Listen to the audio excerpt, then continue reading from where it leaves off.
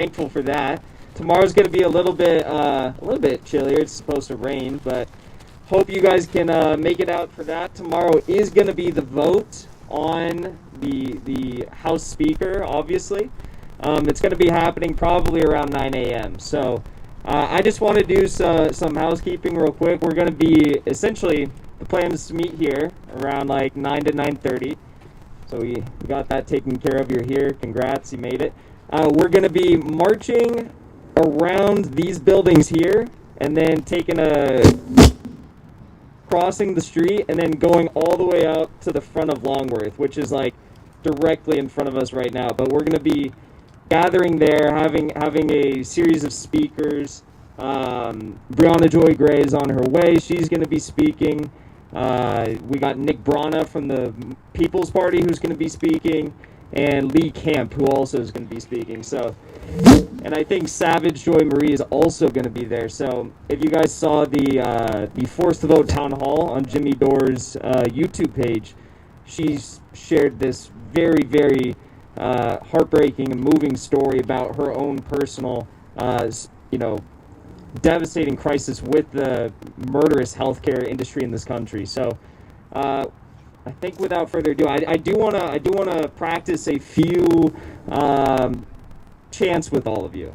So give me a sec here, because we gotta make some noise. We gotta let them know we're here. So the first one is everybody in, nobody out. That's what healthcare is all about.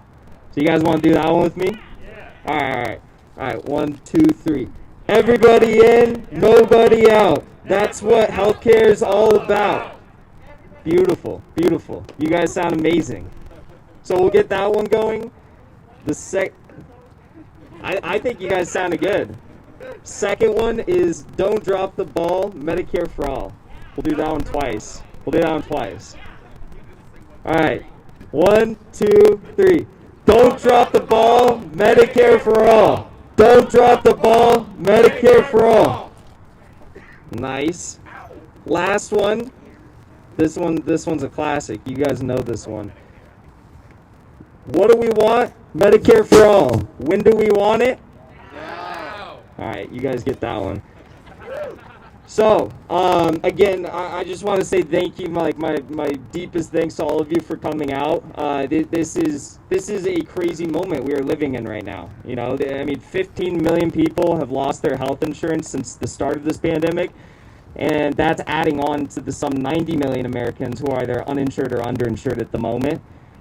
This is a crisis moment, and the people who are supposed to be fighting for this policy, the people who say they care about Medicare for all, they're content with the rules change that they just got. AOC was tweeting about that last night. She said, we got a rules change. Awesome. What does that mean unless you're actually willing to fight for a vote so that rules change can be implemented, right? It means nothing. So the fact that they are celebrating the rules change as a win and kind of trying to offer that to us as an alternative to actually establishing a vote on Medicare for all should be considered a sick joke to all of us. I mean, it's ridiculous. We're in the middle of a pandemic. 330,000 people have died, and they think a rules change is going to silence us. It's gonna make us happy or something. It's a joke. So thank you for being here. You guys are doing the work that needs to be done, and I hope that we'll see you tomorrow. I know the weather is going to be an issue, but we hope to see you tomorrow. And the day after that, we're going to be celebrating, or we're going to continue protesting one way or another. Because I think the biggest thing that we have to let the squad, the progressive members of Congress, and the new incoming members of Congress know is that regardless of whether they make the right decision or the wrong decision, we are either going to have their backs or we're going to keep watching them. Just because they failed us doesn't mean that we're going to go away and just drift off into oblivion. And I think that's honestly like one of the biggest things that's frustrated me most over the past 2 years is that you see all this stuff happening on Twitter, you see these hashtags, you see things go trending about general strike or what have you, and it's like, okay, where's the movement? They've isolated us to Twitter. Where is the actual movement? So I do think this is the start of something, and I think we've tapped into pain that a lot of Americans are currently feeling. And I think this is just the beginning. So thank you guys for coming out. And with that, we'll start our march around the buildings again. If there's anyone who doesn't feel like they would like to do the march, it's not that long. You can see the end of the street where we're going to be marching to. But if you wouldn't want to do that, you can just follow this road right here to the front of the building. And, you can gather there and wait for us to come around. So thank you guys, and let's get it. Let's get it.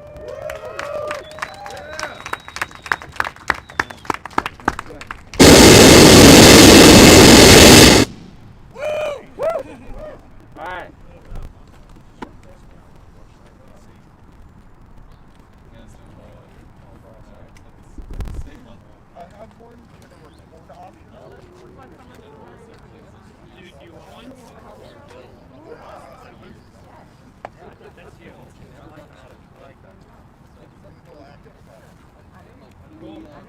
All right, everybody.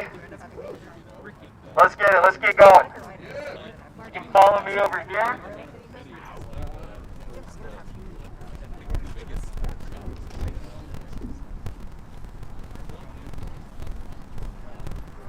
Yeah, that's why I made that partially. I didn't know if people were going to be coming from far away or not, but I can see people seem uncomfortable doing this. Like, I totally get that. I just meant like this is loud too. Let's get it. More people will join. Well, and it's great because all this content Alright. echoes. That's true also. Well, you can shut the whole city walk without that. Yeah, that's great. Alright.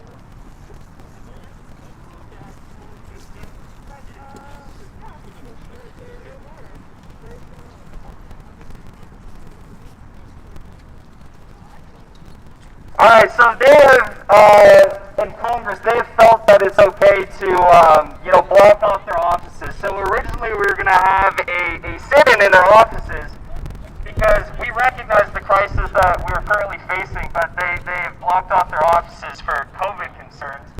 Even though I'm sure many of you have flown across the country in a small, plane, and that's been alright, but we can't go inside, so let's make sure they hear us when we're marching. Alright, everybody, let's go.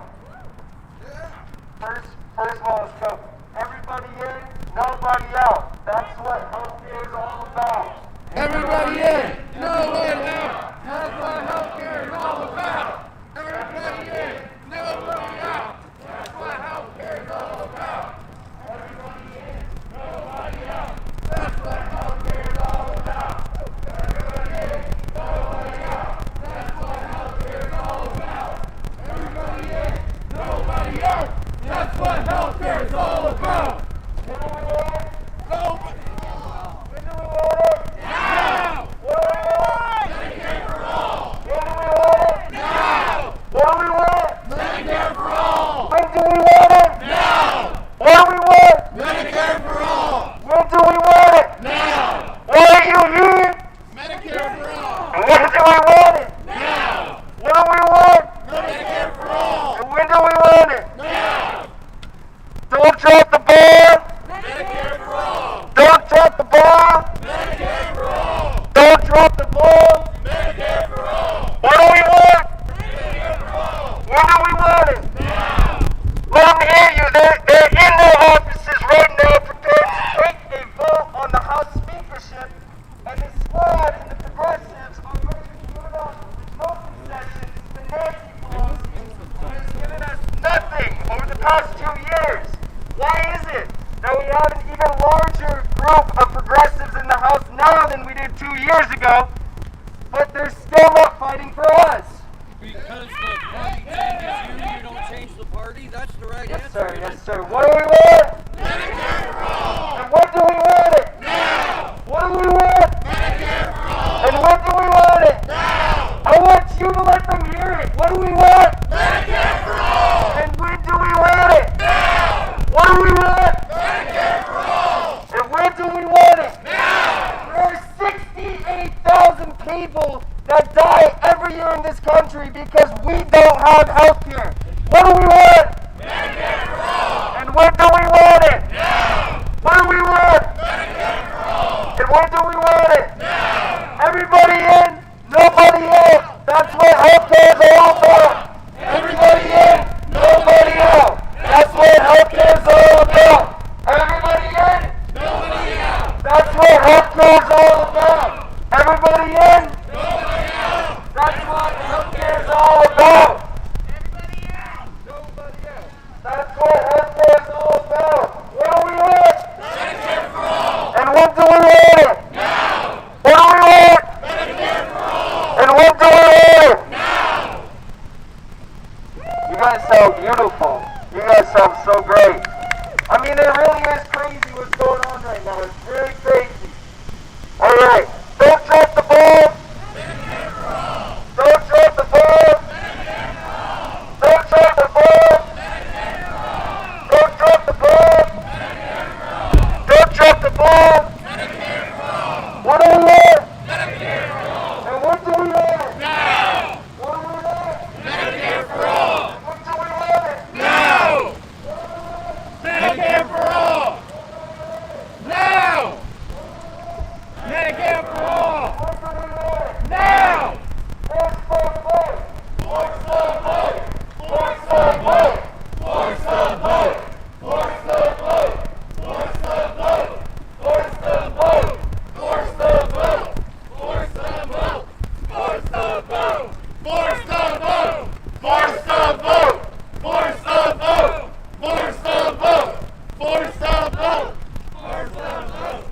Force the vote. Force the vote on Medicare for all. Force the vote on Medicare for all. Force the vote on Medicare for all. Force the vote on Medicare for all. Force the vote on Medicare for all. Force the vote on Medicare for all. Force the vote on Medicare for all. What do we want? Medicare for all. What do we want? Now. What do we want? Medicare for all. What do we want? Now. Force the vote! Force the vote! Force the vote! Force the vote! Force the vote! Force the vote! Force the vote! Force the vote! Force the vote! Medicare for all! Now! Damn it! Medicare for all! Now!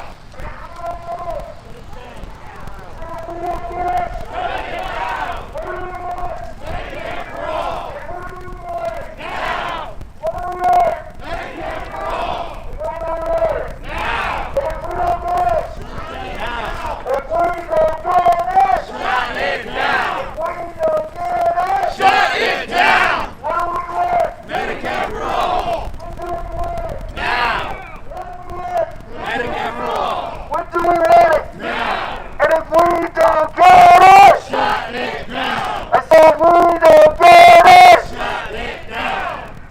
Alright everybody, I mean, come on! We got so many progressives in the house, why can't one of them have a fucking backbone? Someone of them find their spines because they are failing us. The system has broken them down and they are failing us. They can't even fight for Medicare for all in the middle of a fucking pandemic. This is pathetic. This is pathetic. Everybody in, nobody out. Everybody in, nobody out. That's what healthcare is all about. Everybody in, nobody out. That's what healthcare is all about. Everybody in, nobody out. That's what healthcare is all about. Medicare for all. Now. Medicare for all. Now. If we don't get it, shut it down. If we don't get it, shut it down. What do we want? Medicare for all. And when do we want it? Now. What do we want? Medicare for all. And what do we want it? Now. And if we don't get it, shut it down.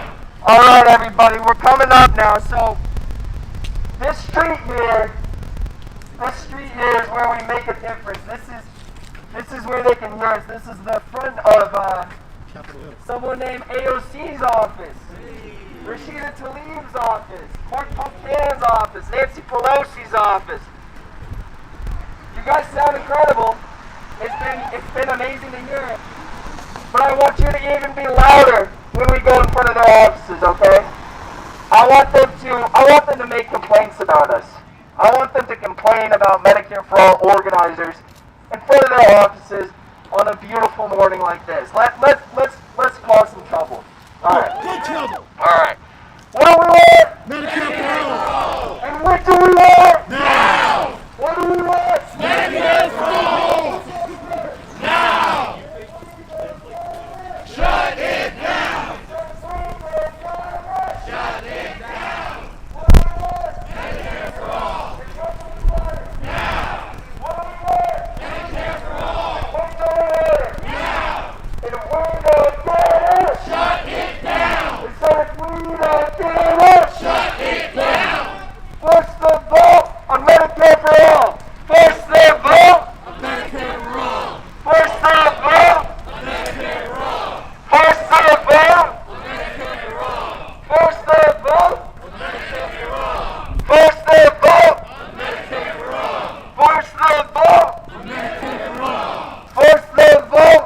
Medicare for all. What do we want? Medicare for all. And what do we want? Now. What do we want? Medicare for all. And what do we want? Now. And if we don't get it, Shut it down. I said if we don't get it, Shut it down. what do we want? Medicare for all. And what do we want? Now. What do we want? Medicare for all. And what do we want? Now. And if we don't get it, Shut it down. I said if we don't get it, Shut it down. don't take the ball, Medicare for all. Don't take the ball, Medicare for all. don't take the ball, Medicare for all. don't take the ball, Medicare for all. don't take the ball. Medicare for all. All right, everybody. What do we want? Medicare for all. And what do we want? Now. What do we want? Medicare for all. And what do we want? Now. If we don't get it, Shut it down. if we don't get it, Shut it down. Shut it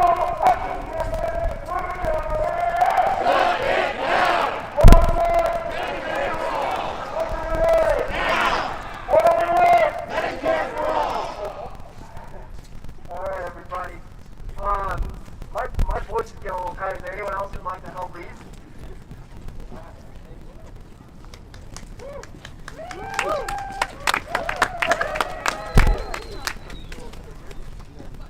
Hello? Yes. What's up, everybody? My name's Cassidy. All right. Like I just said, we're in the middle of the biggest fucking pandemic in history. And hundreds of millions of people are losing their employer-sponsored health care. So what the fuck do we want? And when do we want it? Now. When? Now. When? Now. Don't drop the ball! Medicare for all. Don't drop the ball! Medicare for all. What do we want? Medicare for all. What do we want? Medicare for all. And if we don't get it, Shut it down. if we don't get it, Shut it down. now, I think these people like to remind me whose streets these are. Can y'all whose streets are these? Our streets. Whose streets? Our streets. Whose streets? Our streets. Whose streets? Our streets. Whose streets? Our streets. Whose streets? Our streets. What do we want? Medicare for all. When do we want it? Now. When do we want it? Medicare for all. When do we want it? Now. Anybody want to get a spokesperson? Talk to me real quick. Anyone? Anyone? Sure. What do you guys have? What do you guys? What are plans for today? Enjoying our day. Absolutely. Any plans for media? No. What do we want? Medicare for all. When do we want it? Now. What do we want? Medicare for all. When do we want it? Now. What do we want? Medicare for all. When do we want it? Now. And if we don't get it, Shut it down. if we don't get it, Shut it down. what do we want? Medicare for all. When do we want it? Now. What do we want? Medicare for all. When do we want it? Now. Shut it down. Shut it down.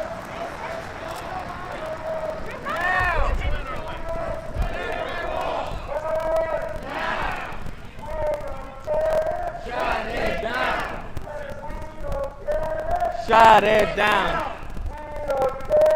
Shut it down. What do we want? Medicare for all. What do we want? Now. What do we want? Medicare for all. What do we want? Now. If we don't get it, Shut it down. if we don't get it, Shut it down. alright, don't drop the ball. Medicare for all.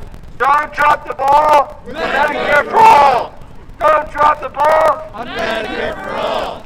Don't drop the ball. Medicare for all. Don't drop the ball. Medicare for all. Don't drop the ball. Medicare for all.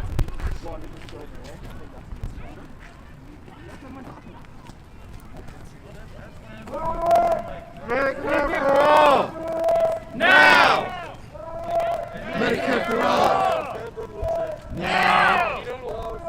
Medicare for all. Now.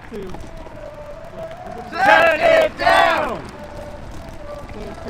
Shut it down. Alright, everybody.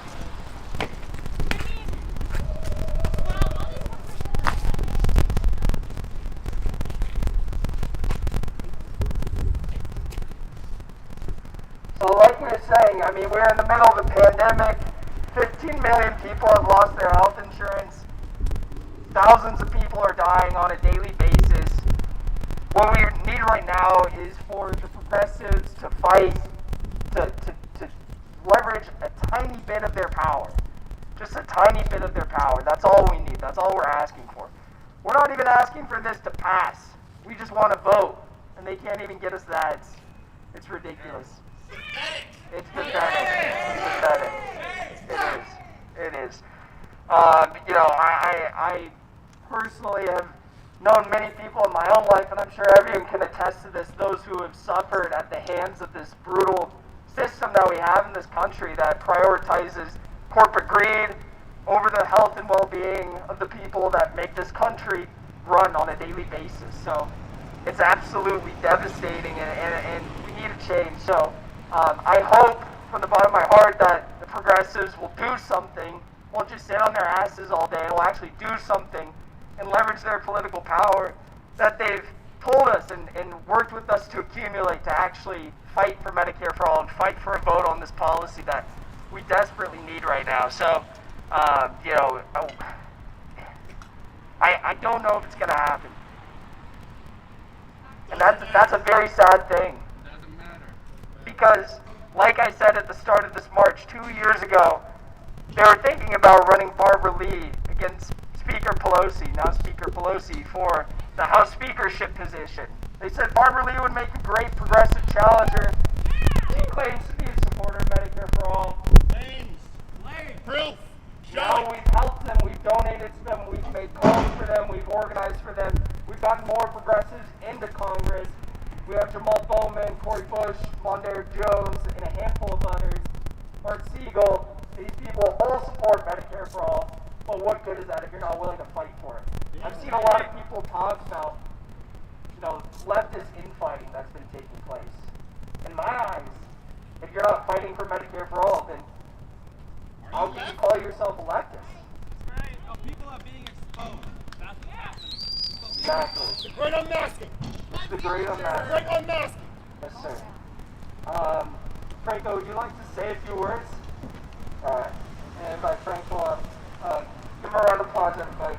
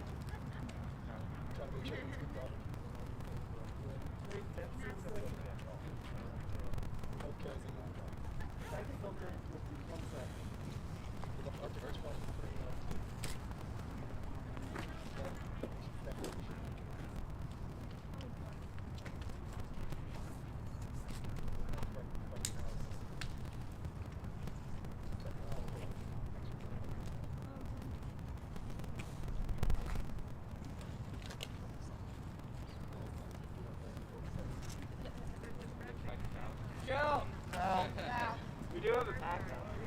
Oh, you got a backup?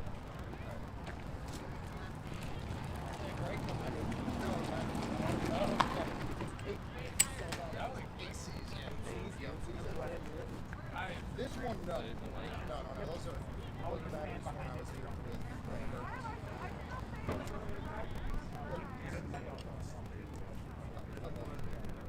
got a bunch, probably got, I think we have 4 total. That's the best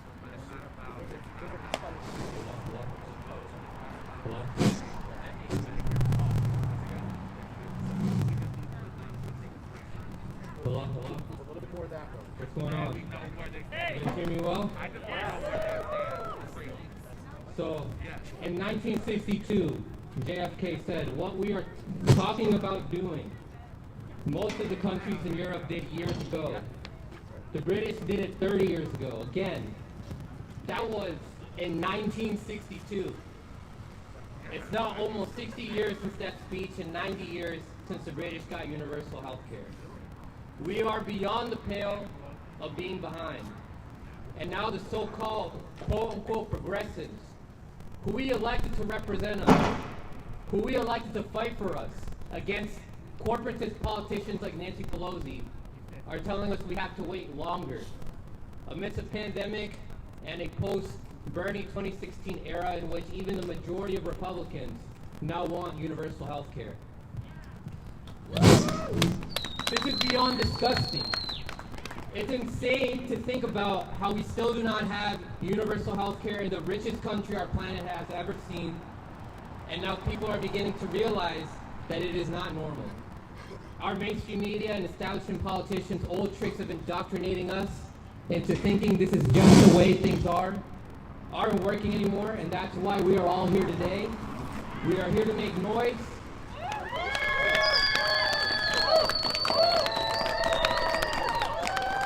We are here to make noise for the millions of Americans who have died from lack of health care, men and women who have sacrificed their labor to enrich the elite of this country.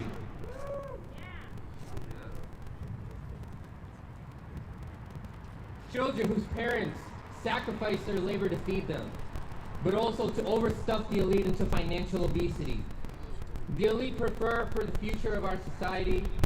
The elite prefer to live blissfully with their gluttonous addiction to money and to power instead of investing in our children for the future of our society.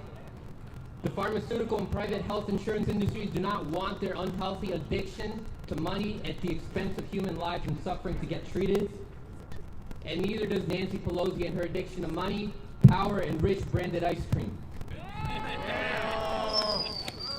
I'm really proud to see you all out here fighting. A lot of you are young. All of us are working class. The people who I'm about to call out, I call out in order to raise awareness about who doesn't actually care about you. These are people that shouldn't be admired. This isn't the difference in strategy, this is the difference in the level of care. And these people do not care about you. These people aren't here like we are here, or aren't even supporting us from afar. You know who isn't here? The so-called quote-unquote leaders of the progressive movement and the quote-unquote homo progressives TYT. I don't see anyone with an MSNBC contract or anyone who works for somebody who has an MSNBC contract here. Nope. And most disappointingly, I do not see the man who said he would be an organizer-in-chief and would fight with us tooth and nail to give us health care. Where is Bernie Sanders? Where is AOC? Where is the squad? All of these so-called leaders are in their mansions, sitting comfortably with their government health care and telling us that we have to wait.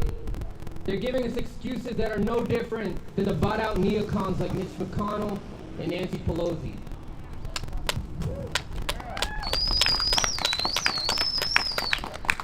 You know what Dan Teeter said a couple weeks ago? He said that universal health care would take 12 years at least to pass. According to a 2009 Harvard study, 45,000 Americans die every year from lack of health care. According to a PNHAP poll, 56 of adult Americans reported medical financial problems in 2019. You can ask him for questions about the... After the massive increase in healthcare laws as a result of shutdowns by the pandemic, the number of people who die every year from lack of healthcare is expected to increase. Your name is? But let's assume that 45,000 deaths per year. That is more than 500,000 Americans that will die after 12 years. In the richest country that the world has ever seen, that is unacceptable. But that urgency doesn't seem to strike Sam Cedar to take action outside of electoral politics.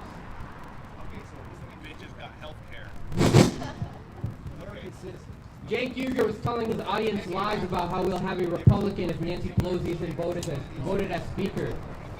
That is a disingenuous lie, and I wouldn't be surprised if his union-busting ego knows it's a lie. What kind of journalist or commentator with a platform that big doesn't do deep enough research to know that if Nancy Pelosi doesn't get the speakership position, that it would just go back to the House for another vote, still with the majority of Democrats, and vote again. And when they vote for a speaker again, the same conditions stand. No vote for anyone, not just Pelosi, but anyone, unless they agree to put an 80-plus year late policy, Medicare for all, up for a vote in the House during the pandemic.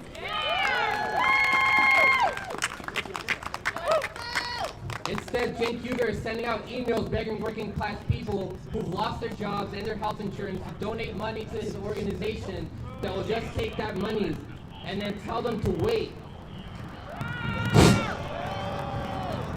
So if Cenk and Anna and Ben Dixon and Sam Cedar and Emma Vigilant and Jamie Peck and all these other fake progressives care more about AOC's career and making money off of Bernie's legacy, and then begging working class people for money just so they can later fundraise off electing our oppressors like Joe Biden, then they care about the millions suffering, then they aren't genuine leaders.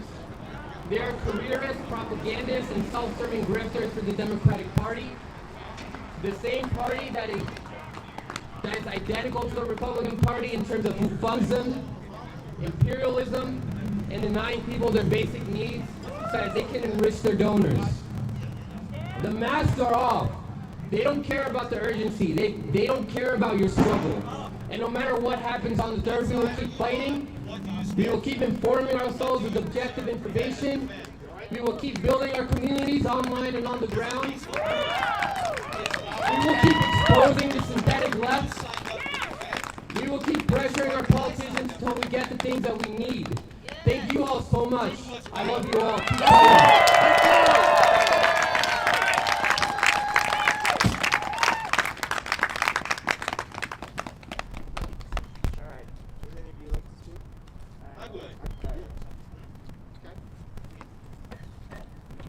All right, everybody, we're still going good for now.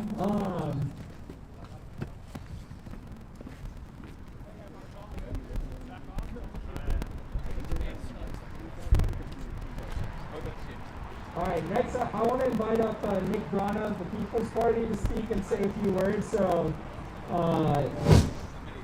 Nick, if you'd like to say a few words, are you ready? All right.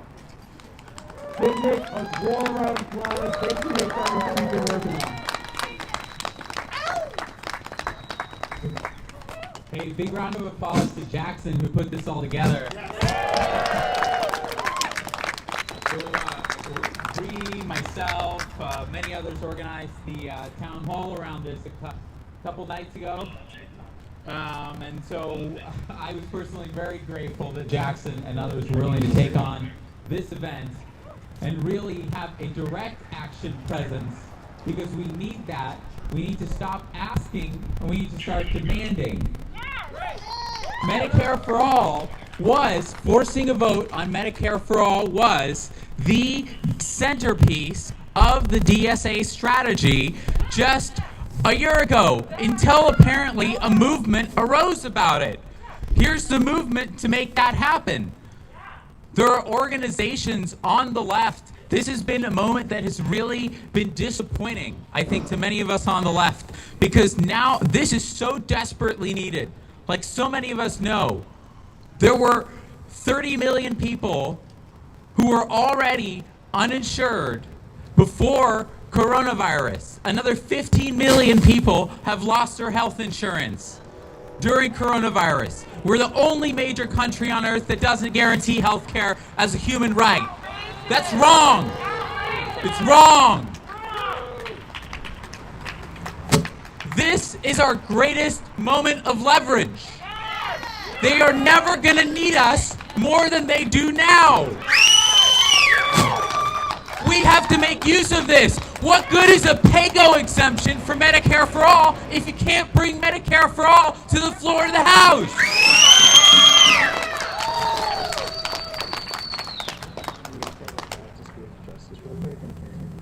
Okay. Okay. All right. You just finished. All right. So apparently we're going to head back to Spirit of Justice Park. But not before. We have to remind them who's in charge. What we're doing here is not radical. It shouldn't be controversial. If we were doing it for establishment politicians, none of the left would have a problem with it. We're saying you ran and you campaigned on Medicare for All. This is your moment. This is your moment to get it done. Get it done now. Bring it to the floor of the House. Force the vote. Force the vote. Force the vote. Force the vote. Force the vote! Force the vote! Force the vote! Force the vote! Force the vote! Force the vote! All right!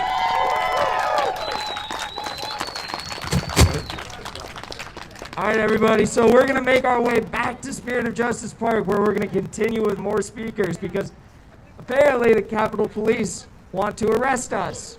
Even though this is free speech ground, they don't want people out here pressuring politicians.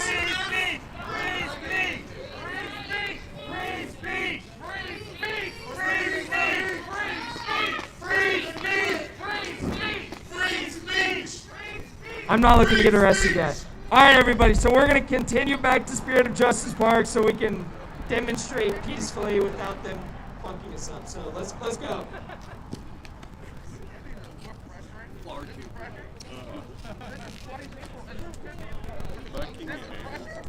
Oh, yeah.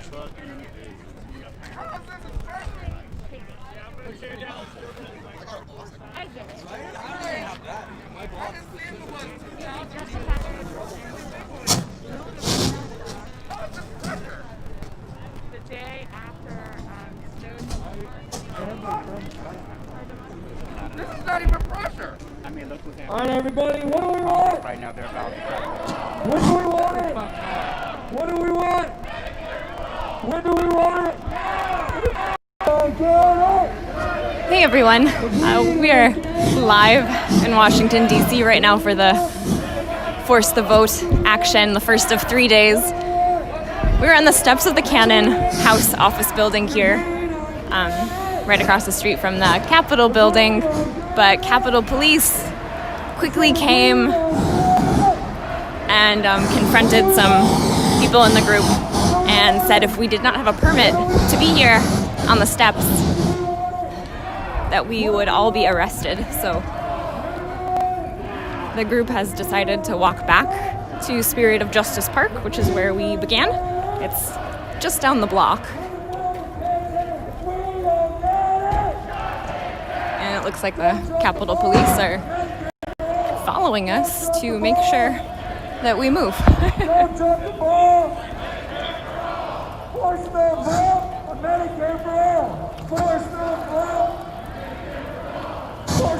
Saturday, there's not much going on right here. It was not really obstructing anything. Not a huge group. What do we want? What do we want? And what do we want? And if we don't get it, if we don't get it, I said if we don't get it, what do we want? When do we want it? What do we want? When do we want it? If we don't get it, if we don't get it.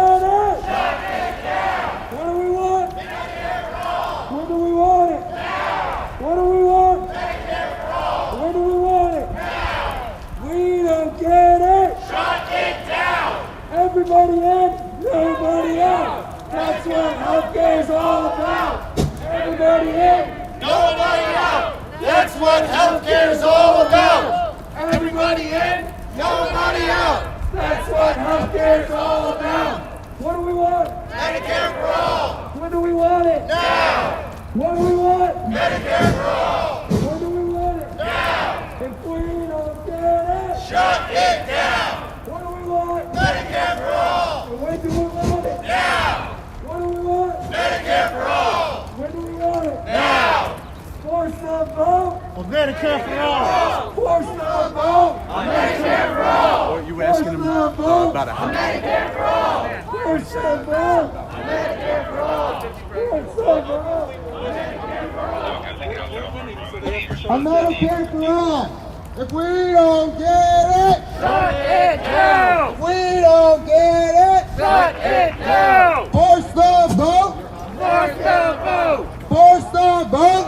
Force the vote! If we don't get it, Shut it down! if we don't get it, Shut it down! we must demand of these corrupt politicians that they serve the people that got them elected. Nancy Pelosi is nothing but an imperialist power broker. She has no leg to stand on. We must demand these progressives either fight or get out of the way, because we do not have 12 years to wait. We have thousands of Americans across this country losing their jobs and struggling on a daily basis, while people like Ocasio-Cortez sit in their gilded halls of power questioning when they should take action, whether or instead of the actions that they should take. That is why we are here, to demand that people be represented for the first time in this decade. Alright. So we aborted that issue. Fuck Capitol Police. Fuck Metro Police. Alright. Brianna, would you like to come say a few words? Alright. Everyone give a big round of applause for Brianna Joy Gray. Thank you for being here. Hey everyone. I gotta say, this is an incredibly humbling and heartening experience. You know, a year ago today I would never have imagined standing here, in part because I imagined we might be inaugurating a president who actually believed in the principles that we're here for today.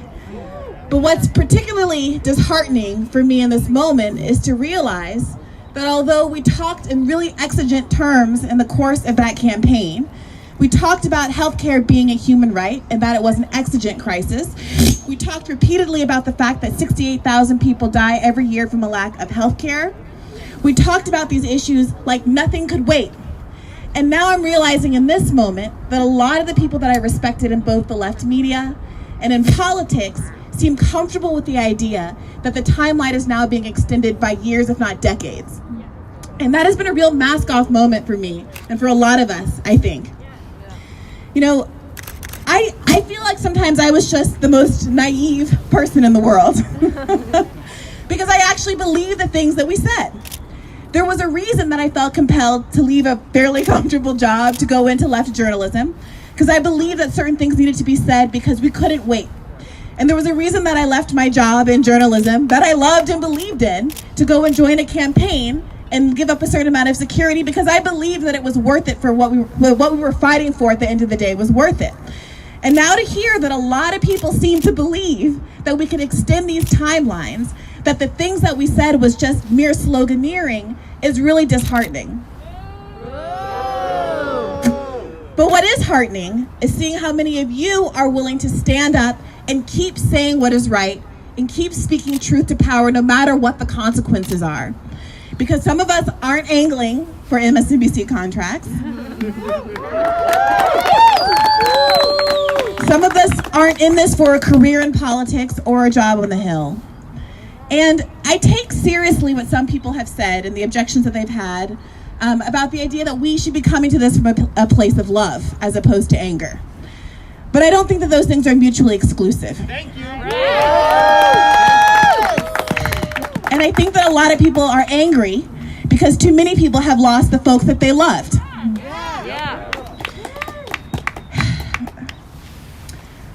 I want to talk a little bit about the specifics of what we're fighting for and what is kind of behind the mask off moment. Why we feel like we can't keep giving politicians the benefit of the doubt. I think a lot of us here probably worked hard to get people like AOC elected.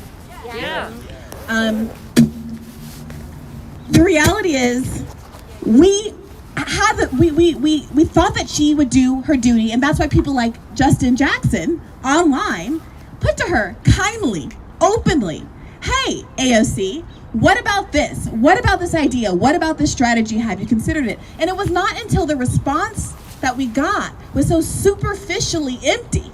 It wasn't until we were told, oh, we can't do this right now because we need to use this leverage to get a $15 minimum wage that's already passed the House, that Joe Biden has already signed on to.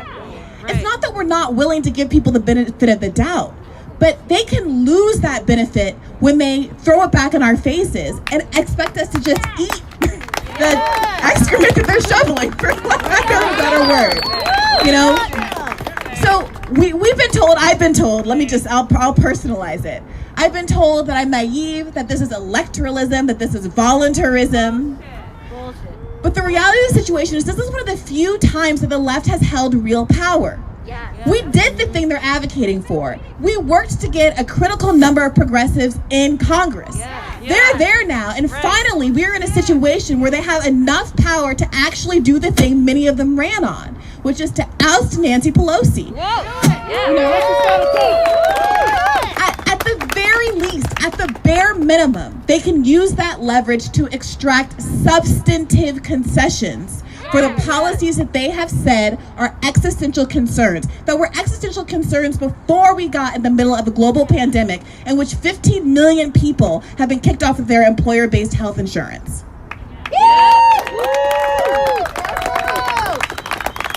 And now we're being told that this isn't the right time to have a public conversation about the frailties of our healthcare system, that there is no benefit to having a debate at the highest halls of power, that there is no benefit to having a public debate in which the members of the squad and other compelling speakers can call out members of both parties who take obscene amounts of money from these industries to pretend that we can't have Medicare for all in the richest country in the history of the world. I'm sorry, there is no amount of outrage that is overstated. And I just want to say that I hope you guys continue to feel confident and entitled to make the kind of trouble that you're making right now. Because for a lot of years, I'll confess, I didn't feel that way. You know, I sat in my apartment on quarantine like a lot of people over the course of the summer, and I watched the protests and I walked in the protests, and I waited for a moment for people to start to connect the anger of the people in the streets to the people who are legislating and the people who are advocating to be in the highest branches of government, who were saying nothing about the issue. And when they did say something about the issue, they said, let's fund the police more. And I waited for some of these leaders on the left to say, wait a minute, it's not just Republicans who are causing the problems. You know, there is responsibility on both sides of the aisle, and the people who want to be president of the United States in this moment should be accountable to the movement in the street, a movement that was the largest social justice movement in American history. And I sat and I waited patiently because I trusted in leadership. And I said, well, I'm not an organizer, I don't have experience, let me just wait to see if someone else steps up. But I gotta say, I'm tired. I'm tired of waiting. I don't see help coming from any secret ranks. I don't think there's any secret plots happening. I don't have a lot of confidence that there's secret strategizing happening behind the scenes. No plan. And I've seen how people lose their minds if you say the simple truth. I am old enough to remember trending for an entire day on Twitter because I had the audacity to simply say, hey, Kamala, it's really good that you want to cover people for having COVID. Right. But how is that any different from people who are sick or dying from other kinds of ailments, like diabetes or cancer? You know, we are facing an accountability crisis fundamentally in this country. The reason that we don't have Medicare for all is because the people in leadership aren't willing to say who is responsible for us not having Medicare for all. 88% of Democrats support this policy, and nearly 50% of Republicans do as well. And yet barely 50% of House Democratic membership supports Medicare for all. That gulf is not there because the people don't want it. It's because no one is holding leadership accountable to their constituents. We have a media apparatus that's completely unwilling to play. We have a lefty media apparatus that's largely silent on this issue as well. And when we do have opportunities, no one is willing to name names and call out members of Congress, including people who were civil rights heroes. You know, including people like Jim Clyburn, who happens to take more money from the pharmaceutical industry than anybody else in Congress. We can't be afraid to say these kinds of things. At the end of the day, without accountability, we're not going to make any progress in this area. And it's going to be uncomfortable, and there are going to be people that we all have liked and supported and admired and fought for and donated to and marched for that are going to be uncomfortable, that are going to be targets of this kind of criticism, as they should be. They took this job because they wanted to be public servants, not because they wanted to be celebrity public figures. And it's going to be hard because they are beloved.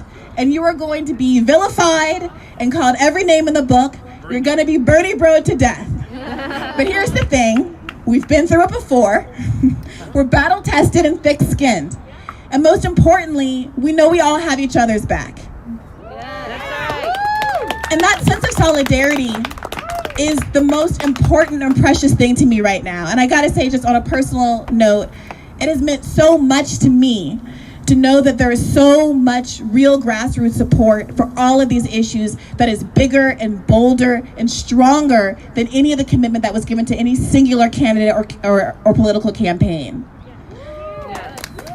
We believe in issues, not just individual people, and that is the greatest strength of this movement. So I feel like I've been going on for a really long time. I just want to say thank you so much for not stopping this fight. Please continue to let me know how I can boost and uplift this movement in any way possible. I want to thank everyone who organized this event today.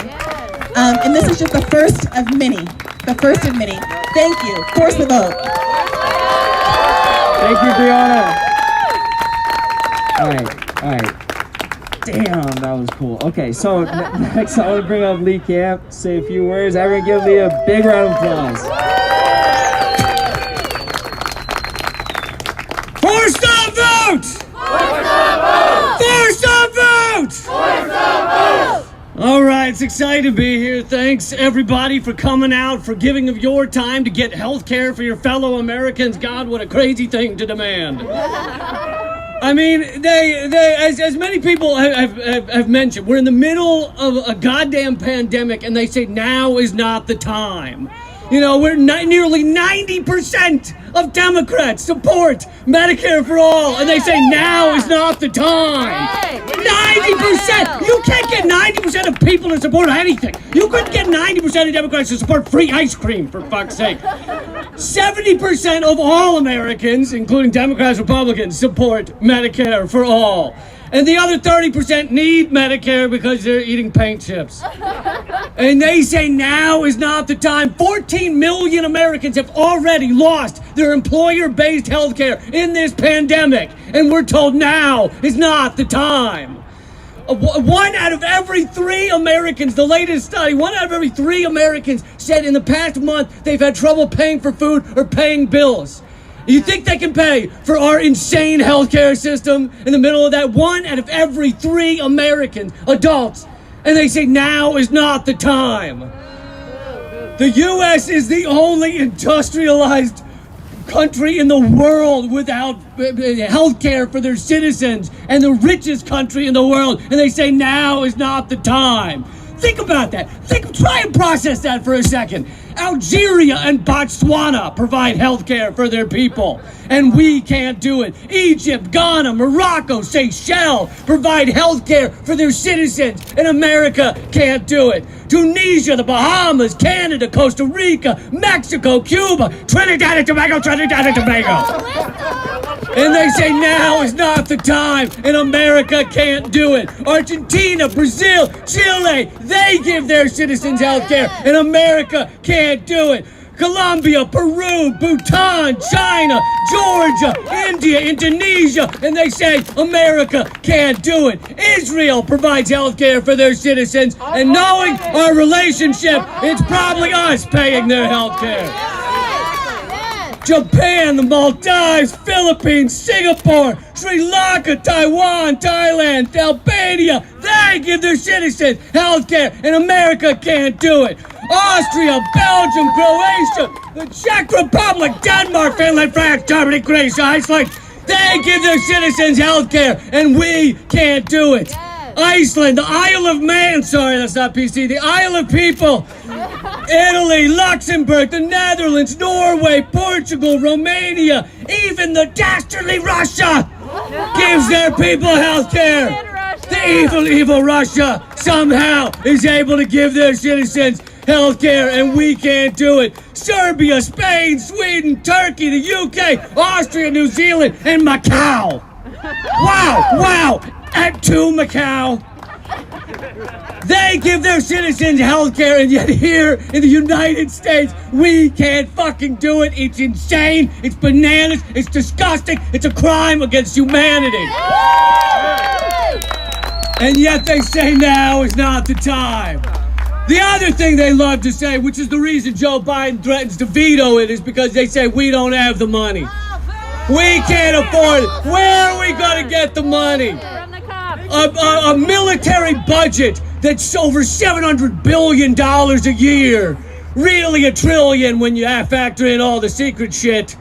And they say we can't afford it. We don't have the money. $21 trillion unaccounted for adjustments in the Pentagon's finances. And they say we don't have the money to give everyone health care. They give billions to other countries so they can buy weapons. And yet we don't have the money for health care for our own people. Billions of subsidies to oil companies, and we don't have money for our own people's health care. Billions of subsidies to factory farms, one of the biggest polluters in the planet. We throw out 40% of all food, but we'll fund that, and we won't fund our own people's health care. We allow criminal billionaires to hide their trillions in tax havens so that they don't pay into our country that made them that insanely rich, and yet we don't have the money to pay for our citizens' health care. We don't have the money is the biggest lie ever told. It is horseshit. There is plenty of money to fund our citizens' health care.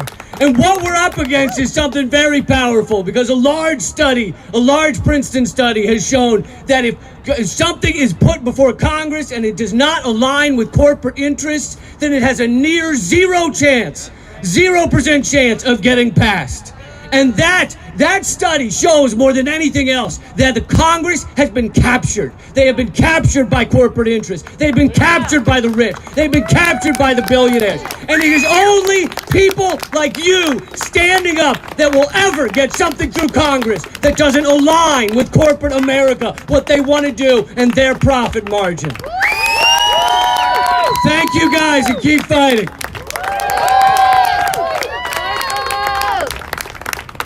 Everyone give it another big round of applause for Lee Camp. That was amazing. That was fucking amazing. Holy shit. Okay. I would like now to invite up the famous Savage Joy to share her story. Many of you may have seen Savage Joy speak on the Jimmy Dore Show's Medicare for All town hall. I found it to be the most moving part of the entire town hall, and there was many incredible stories and motivational people who spoke about this healthcare crisis on that town hall. Not to take away from any of them, but Savage Joy, your story, I think, resonated with a lot of people who are hurting right now. And I just want to say thank you for being willing to share your story and open up, because I think a lot of people are feeling that pain right now. So thank you. Without further ado, Savage Joy, give her a big round of applause.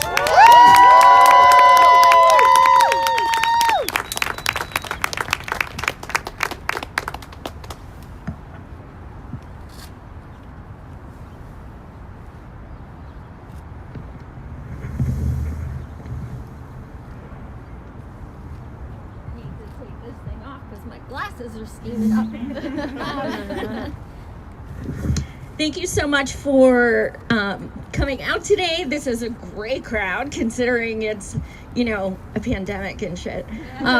So thank you so much for coming out. Thank you for Jackson for inviting me. Thank you to Nick for inviting me to the town hall. Thank you to Ryan Knight for giving me his spot. Thank you to Bree for being one of my heroes. Just thank you to everyone. It's been an amazing few days. It really has. And thank you to my friend Joan, who drove me here from Harrisburg because I can't drive.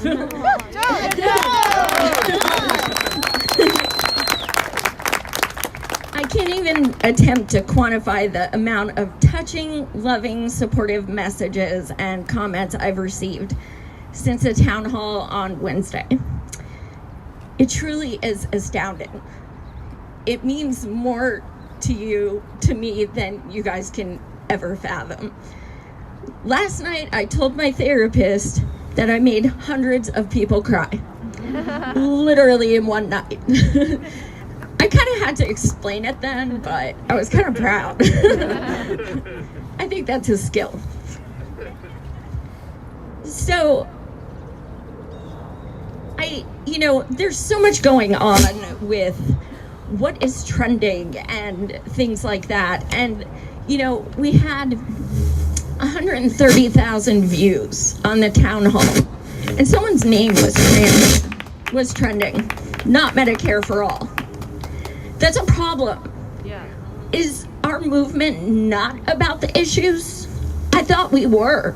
I thought for 5 years we have said, it doesn't matter if it's gonna pass. We're fighting for Bernie. We're fighting for this. We're fighting for these things. What the hell has changed? Nothing. The only thing that's changed is some of the people we considered comrades are using some shit-lib explanations of why we shouldn't do this.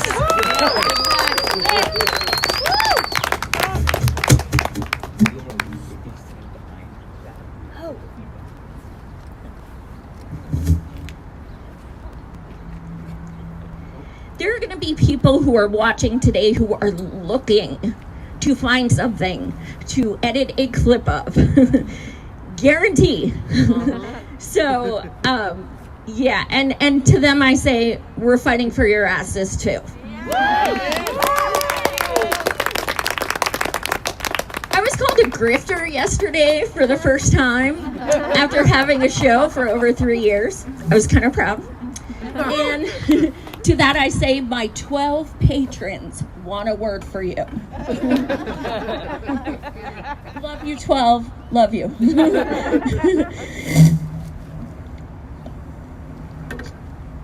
Our town hall was one of the most important things I have ever done in my life.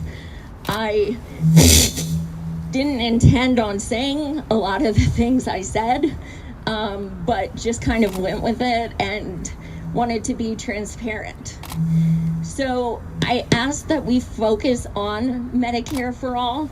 Compassion should have no contingencies. Within hours of, thank you. Within hours of speaking at the town hall, I got a bill for an ambulance ride for $748. I have insurance. So thanks for this $600 stimulus, I guess.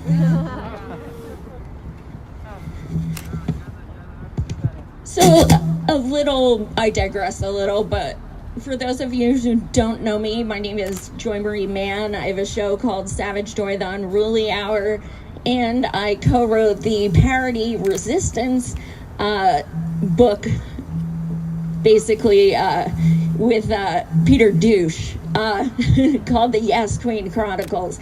If you want to learn more about how I wrote while losing my sight and what the book is about, you can check out Miss Nina Turner's latest podcast. I live in Harrisburg, Pennsylvania, as I said, and last year I went to sleep one night and I woke up with most of my sight gone. I thought perhaps I was still sleeping. I was totally disoriented and just kind of overwhelmed. When something like that happens, you really don't know how to handle it. I asked my husband to hand me my glasses. I put them on and saw no difference. It was as if I suddenly put a blindfold on. A state of confusion overwhelmed me. I struggled to get dressed, and my husband took me to the hospital. It was there I was diagnosed with a rare disorder named myopic degeneration. Since 2019, my entire life has changed. There was no progression of my losing sight. It was instant. To say it's been traumatic is an understatement of epic proportions. I lost my job. I was a contractor, so it was completely legal. Ironically, I've worked in healthcare for over 10 years. I stopped being able to do many of the things I love. I was an English major and now find myself unable to read books. I'm 41 years old and have an appointment with a doctor to spend the day with me at my house to show me how to do things that I've done all my life.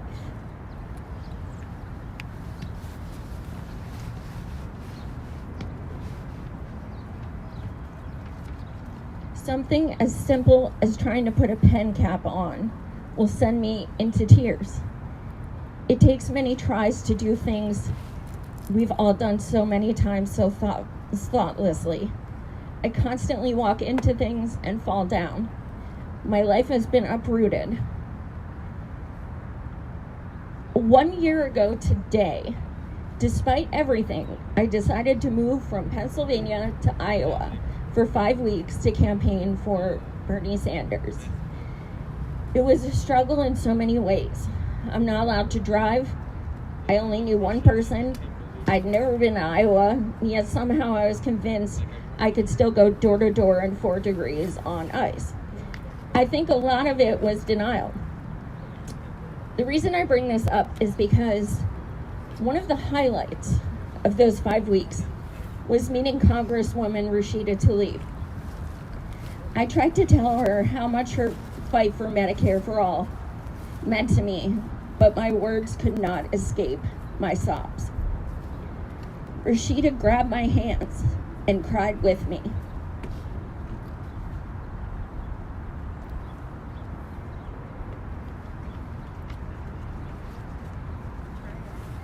I told her I was terrified of what was to come. She embraced me for minutes. It gave me hope to have genuine support and kindness from someone I respect so much. So I guess my question to Rashida is, are you the same person who cried with me? Are you the same person who hugged me? Are you the same person who shared my post about being so emotional and it meaning so much to me? Since Iowa, I have eye injections, which are over $12,000 for each eye every 30 days. And I've had 2 recent eye surgeries, which even with insurance leaves me thousands of dollars in debt.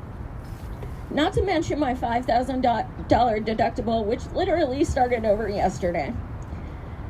I was visually impaired, then legally blind, and now I'm visually disabled, all within less than a year.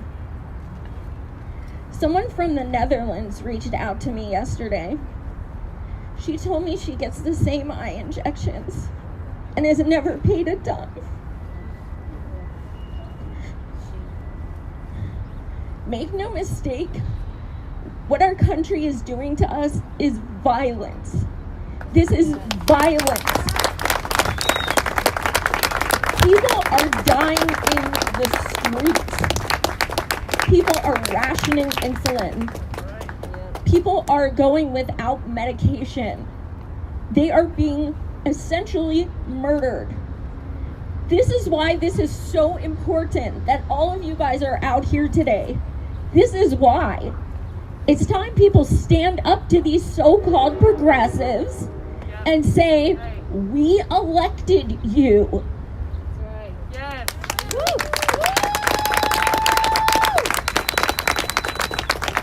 I do not share my traumatic story with you to scare you, because my disorder is quite rare.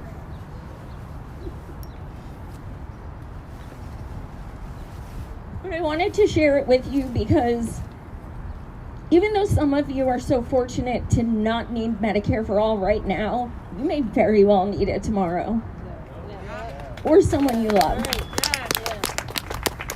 On top of having your life turned upside down when becoming disabled, why the hell should that pain be exacerbated by pre-authorizations, calling insurance companies, having to wait for things? The one time when I needed an eye injection, I was told I had to wait until it was approved as medically necessary. Like, who in the hell would choose to get a needle in their eye? Is that some kind of kink I don't know about? Seriously. So I was out of work without pay for 2 weeks until I could get that injection. Now, I'm going through Social Security disability, which is a hell of another story by itself. So, something that I wasn't expecting, maybe because of denial, is the overwhelming depression that you feel when you suddenly have to ask your 80-year-old dad to take you places and your husband to make you something to eat and things like that. I'm a very independent and self-sufficient person, and some days I hope I don't wake up in the morning. That's the truth. And I know I'm not alone in that. My question to Congressman Ro Khanna is, are you the same person I interviewed on my show 4 times and continuously voiced your support for Medicare for All? Are you the same Ro who has shared my posts about my mounting medical needs or medical bills and stated it's unacceptable? My question to AOC is, are you the same person who sat on my show and told me that you're an activist and that you would fight regardless and would always fight for Medicare for all? We may not be your constituents, but make no mistake, we got you elected. That's right. You campaign as an activist. Where are those activists now? I can't comprehend how there is trepidation of pissing off people who already loathe you. People like Pelosi, who you refer to as Mama Bear, who have done nothing but insult you, belittle you, and block you. Why are you worrying about what she, of all people, thinks? You don't even have to treat this like some damn grandiose gesture. You just take a stand with other reps and thousands of supporters like us. Yes. There is no doubt the establishment is waiting with their mimosas if you don't join us.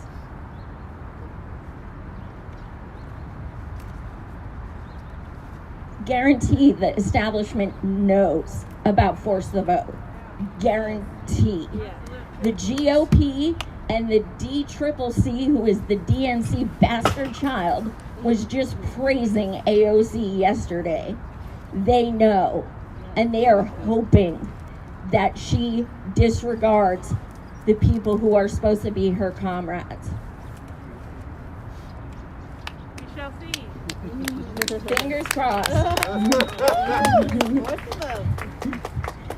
Force the vote. Force the vote.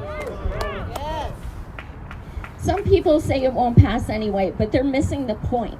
Whether it passes or not, this weekend is important because if we stand up and fight for it, that is also a victory. Yes. Yes. If it was a bad strategy, you know Pelosi would have done that shit a while ago.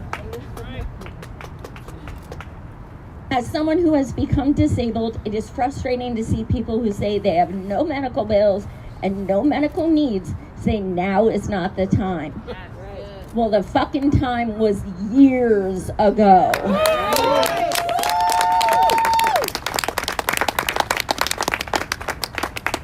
We have a president-elect who couldn't care less. We have a president-elect who said he would veto Medicare for all if it came across his desk. We have a man who made Medicare for all a household term, who wrote the damn bill, who has been shafted yet again. Give us some kind of hope. Something. I love the saying, the power of the people is stronger than the people in power. But are we? If our own so-called allies aren't even going to represent us, you need to choose your loyalty. Is it the people who got you elected, who you promised to fight for? Or is it the people who continuously disrespect you and belittle you? Hopefully it's us. Although my diagnosis is rare, I am nobody special. There are millions of me. We fight for those who cannot fight for themselves. We fight for those who are hurting. We fight for the hopeless. We fight for a better and healthier tomorrow.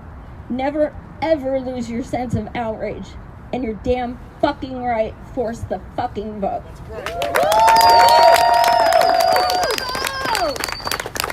Thank you, guys.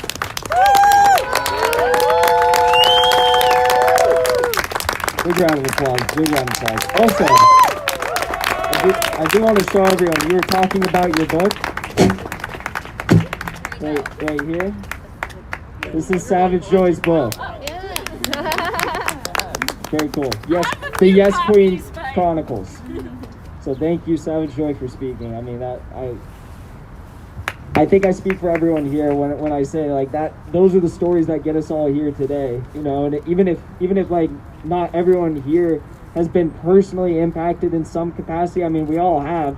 Whether you have a story similar to Joy's or whether you're hemorrhaging tens of thousands of dollars every month to pay for your ridiculous health insurance, everyone has been personally impacted by this in some way or another. So, thank you, Joy, for speaking.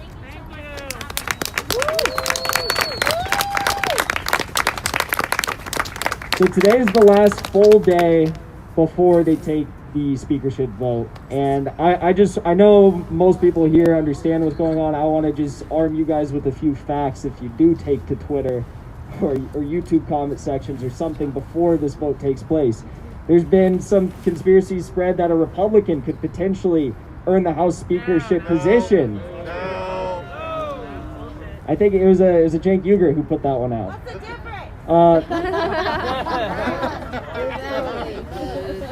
That's the thing. That's the thing.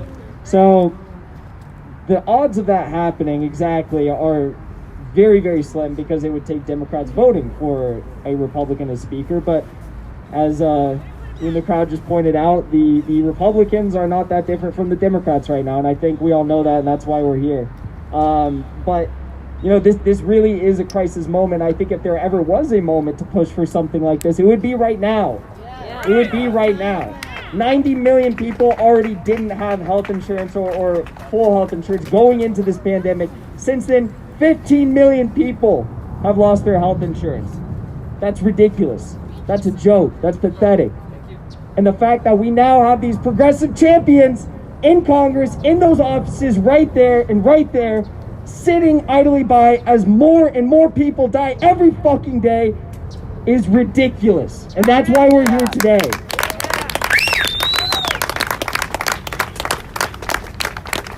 I want to say one thing also. We're about 2 years out from the next set of elections, and there's always talks about litmus tests, about how do we define who's actually progressive, who is actually left, who's actually going to fight for us here today.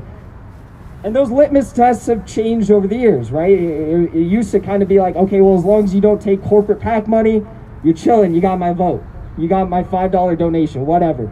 Then it was like, okay, let's make sure you guys actually are fighting for progressive policies. Sure, that's great.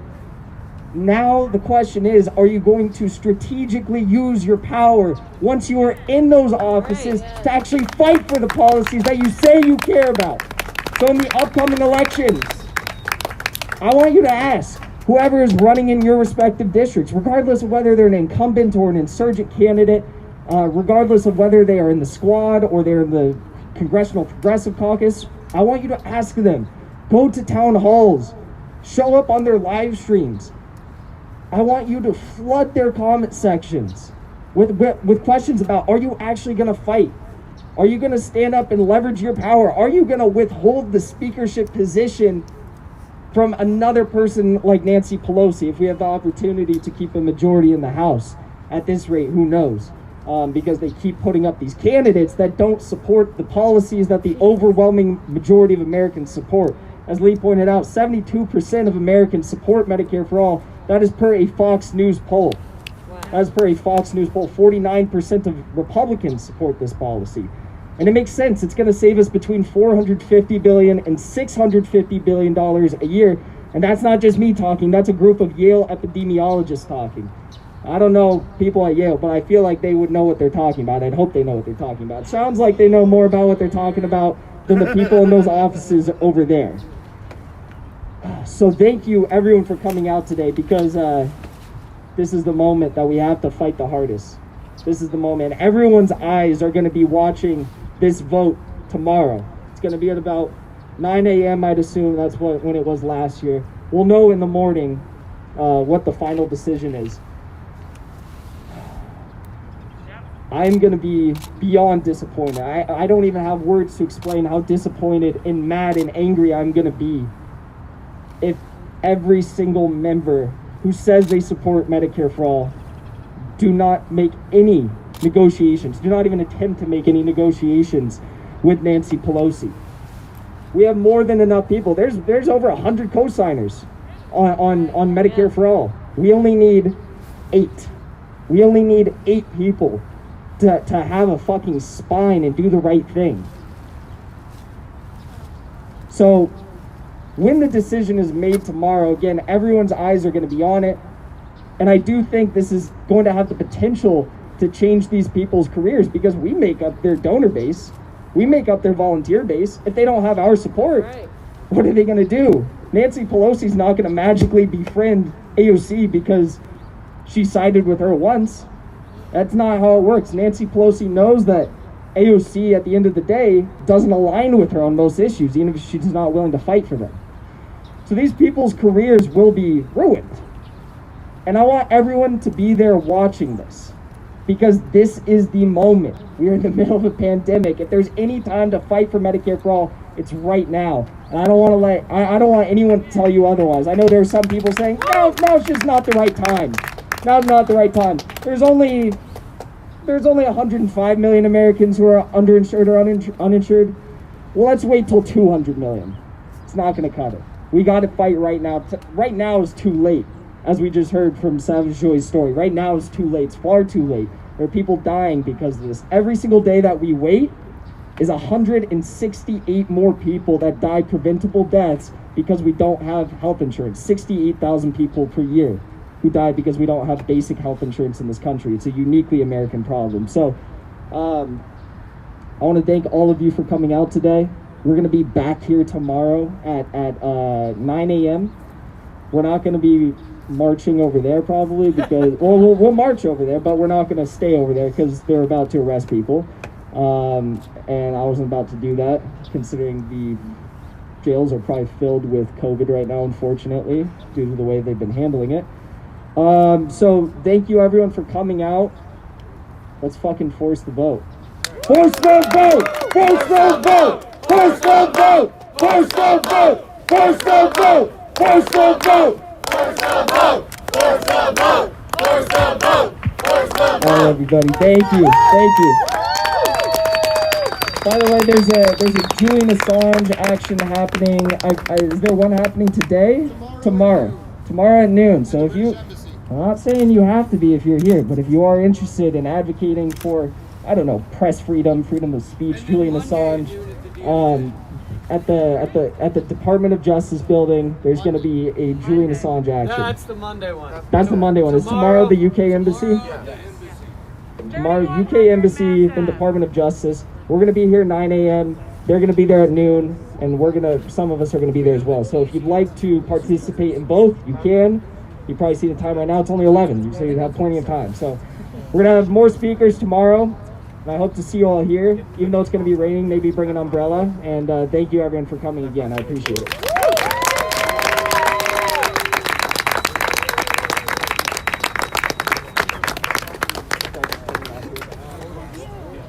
It's good to meet you.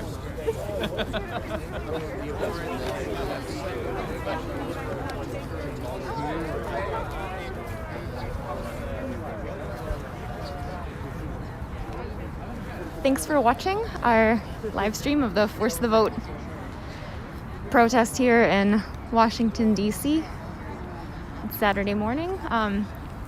Like you just heard, we're going to be doing this a couple more times, and we'll be live streaming that also. If you haven't yet signed the petition to force the vote, you can do that at forcethevote.org. And if you have signed that, or if you haven't yet, please make sure you share it after you sign it too. Again, that's forcethevote.org. And thanks again for watching and sharing this live stream. We'll be back again for the next event.